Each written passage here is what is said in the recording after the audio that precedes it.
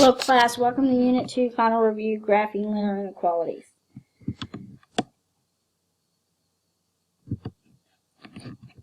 Example, when graphing linear inequalities, your inequality must be in slope-intercept form. Y is less than, y is greater than, y is less than or equal to. It doesn't matter what inequality you have, it just needs to be in the y sum inequality mx plus b form. And then you're going to identify the slope m and the y-intercept b. You're going to start at your y-intercept. Using the slope, you're going to graph the inequality. Use a solid line if you have less than or equal to or greater than or equal to. You're going to use a dashed line if you have less than or greater than. You're going to shade above if you're greater than or equal to. You're going to shade below if you have less than or equal to. The example here is to graph y is greater than or equal to negative 2/5 x minus 1.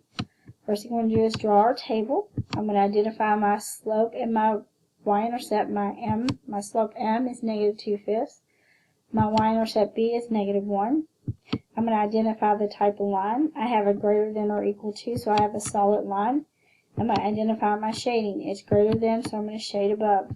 And I'm going to graph like a linear equation. Okay, I know my y-intercept here is negative 1. My slope is negative 2/5, so I'm going to graph my line. I know I have a solid line because it was greater than or equal to. Since it's greater than or equal to, when I shade the inequality, I'm going to shade above. Example is writing from graphs. So what is the inequality of the graph shown below?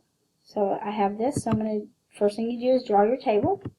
Identify your slope m and your y-intercept b. So my slope here is negative 2/3. My y-intercept is 3. I have determine the type of line. I have a solid line.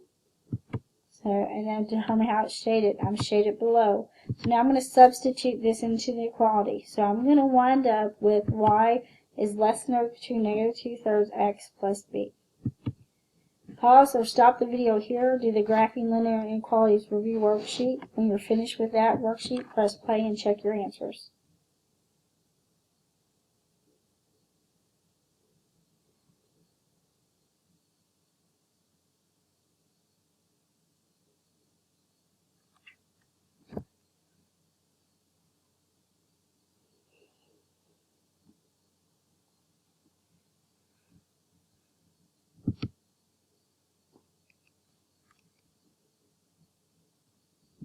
Here are the answers to the graphing inequalities review worksheets.